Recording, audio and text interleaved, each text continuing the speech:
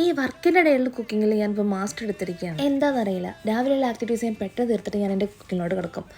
അടുത്ത meeting schedule ആകുന്നതിന് മുമ്പുള്ള ഒരു ബഫർ ടൈമാണ് എനിക്കിത്. അപ്പോൾ ഇന്നത്തെ താരം ഇവനാണ്. മൂപ്പര് കാര്യം പറയാൻ പറഞ്ഞു.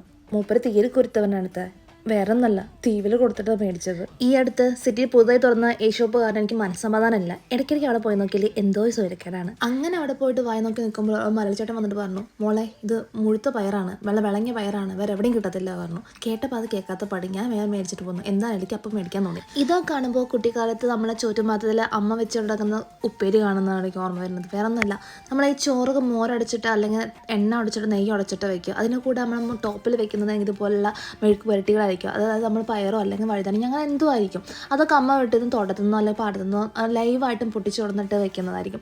അത് കാണുമ്പോൾ ഭയങ്കര നൊസ്റ്റടിക്കുന്നത്. എന്തായാലും അവനാശം ജിമ്മിൽ പോയതുകൊണ്ട് ഞാൻ പൂമുഖ ഭാഗത്തിൽ പൂത്തിങ്ങൾ ഭാര്യ നിന്നില്ല. ഞാൻ എൻ്റെ ബ്രേക്കിന് മുമ്പ് എൻ്റെ ഫുഡ് കഴിച്ച് തീർത്തു. ശുഭം.